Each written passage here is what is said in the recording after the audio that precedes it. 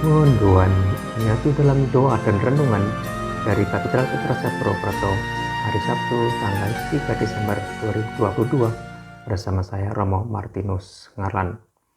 Saudara-saudari sahabat Tuhan yang terkasih, selamat pagi berkah dalam bagaimanakah kabarnya hari ini? Hari ini kita akan merenungkan sabda Tuhan dari Injil Markus bab 16, 15 sampai dengan 20.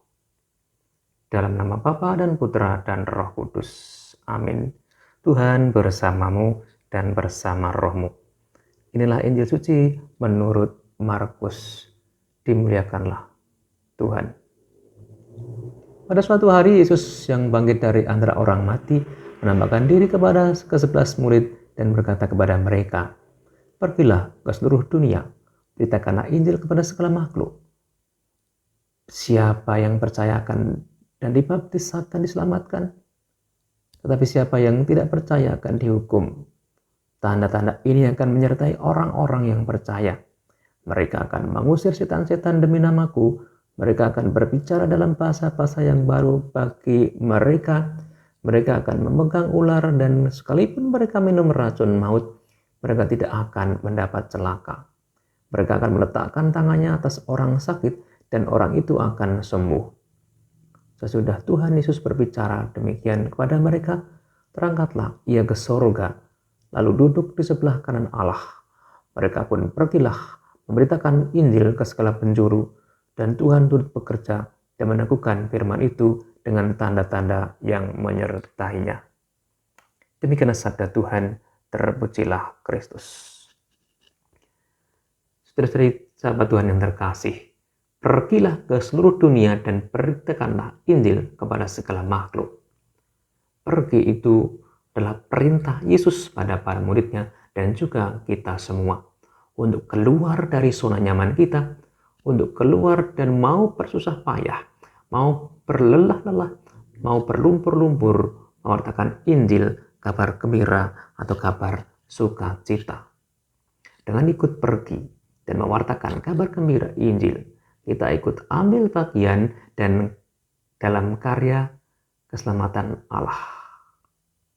Kita semua berkat baptis, penguatan dan ekaristi diutus untuk menjadi imam, nabi dan raja atau pelayan. Maka bagaimanakah kita yang sudah dibaptis ini melaksanakan perutusan Tuhan untuk pergi? Belajar pada Paulus. Bagi Paulus, mewartakan Injil adalah keharusan atau wajib karena melekat dengan baptisannya. Bagi kita juga yang sudah dibaptis, mewartakan Injil adalah keharusan kita karena baptisan, penguatan dan ekaristi yang kita terima. Bagi Paulus dan kita saat ini, saudara-saudari sahabat Tuhan yang terkasih, mewartakan Injil adalah menjadi pribadi beriman yang solider dengan sesama kita, peduli dengan dan kepada mereka yang sakit, yang menderita, yang kena bencana, dan lain-lain. Terlibat dan hadir dalam suka duka dan derita sesama kita, baik di masyarakat kita maupun di kompas atau lingkungan kita masing-masing. Sebagai contoh, kita berkunjung kepada teman yang sakit, yang terbaring di rumah atau di rumah sakit.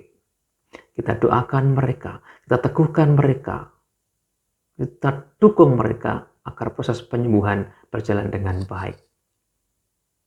Kita kunjungi juga para lansia di sekitar kita, karena mereka pun membutuhkan dukungan dari kita yang masih muda-muda ini. Saudara sahabat Tuhan terkasih, itu adalah kabar gembira Injil yang kita bawa dan wartakan bagi mereka-mereka yang menderita, yang sakit, maupun yang sudah lansia. Pertanyaannya adalah, sanggupkah kita pergi dan mewartakan kabar gembira Injil dengan cara yang sederhana itu? Tuhan memberkati. Marilah kita berdoa.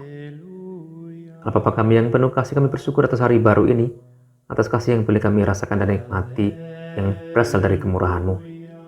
Kini kami mohon berkat-Mu agar kami berkat sabda-Mu hari ini sanggup dan berani untuk keluar dari zona nyaman kami, berani ambil bagian dalam karya penyelamatan-Mu, berani untuk mewartakan kabar gembira Injil, mau solider dan peduli pada sesama yang menderita, yang kena bencana, yang sakit, maupun yang sudah lansia. Maka berkatilah kami ya Tuhan, agar dengan semangat sabda-Mu hari ini, kami dapat mewujudkan iman kami dengan semakin peduli pada mereka yang sakit dan menderita. Demi Kristus Tuhan dan pengantara kami. Amin. Mari kita mohon berkat Tuhan. Tuhan bersamamu dan bersama rohmu. Allah yang Maha Kuasa memberkati saudara sekalian dan pekerjaan hari ini, Bapa dan Putra dan Roh Kudus. Amin. Saudara terkasih sahabat Tuhan, selamat beraktivitas. Tuhan memberkati. Salam mendoan.